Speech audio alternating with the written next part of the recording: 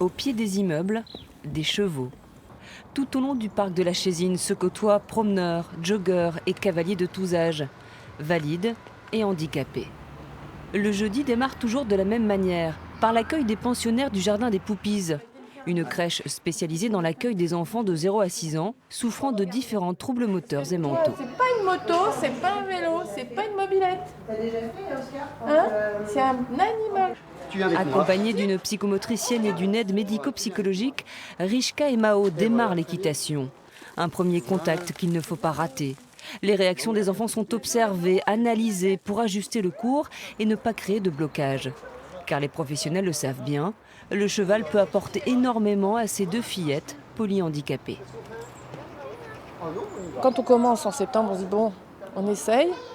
Et puis c'est eux qui nous éblouissent, les enfants. Il y a une progression mais incroyable. Ça développe le langage, ça peut être aussi l'assiette, les problèmes de positionnement du dos. Il y a la communication qui se fait pas avec nous, adultes, mais qui se fait avec l'animal. Il y a une petite fille qui ne marchait pas du tout. Elle tenait pas debout, mais moi je savais qu'elle pouvait le faire. Elle l'avait encore jamais fait. Je dis, si tu te mets par terre, là il y a du crottin, on va pas pouvoir continuer le poney. L'après-midi, elle faisait ses premiers pas. L'après-midi même. Ces progrès, Dominique Riffier en est le témoin privilégié. Et t'as vu Mao derrière ? Ce moniteur d'équitation s'est spécialisé dans l'accueil des personnes handicapées il y a plus de 30 ans.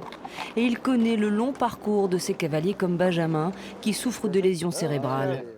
Il monte à cheval depuis 10 ans. Quand il est arrivé, il avait besoin d'une selle spéciale. Tu te mets droit, Benjamin ? Et 3 personnes devaient l'entourer.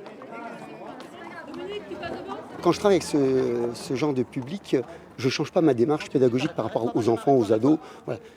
Je rajoute des choses. C'est-à-dire que là, je vais être au niveau de la bienveillance, par exemple, je vais mettre une plus grande bienveillance à leur égard.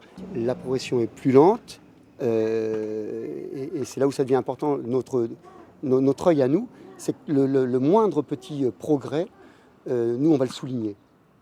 Auquel cas, la personne va prendre ça. Au niveau des estimes de soi, on va apporter l'estime de soi, de la confiance en soi, etc. Benjamin, il avait des gros problèmes d'équilibre, il partait à gauche, tantôt à droite. Maintenant, il gère bien. Il gère bien il a un bon tonus musculaire, il gère bien l'équilibre. Il peut faire un parcours de maniabilité, donc un équiphone. Donc on tient juste le poney à la longe et c'est Benjamin qui fait son parcours tout seul. Apprendre à diriger seul. Quelle revanche pour ces personnes enfermées dans leur corps, comme Alim, renversé par une moto à l'âge de 9 ans. Il était ceinture bleue de taekwondo. Aujourd'hui, l'un de ses plaisirs, c'est de diriger son attelage au grand air et d'être avec Dominique. Les chevaux, véritables éponges à émotions, ressentent par les mouvements du corps ce qu'éprouvent les cavaliers.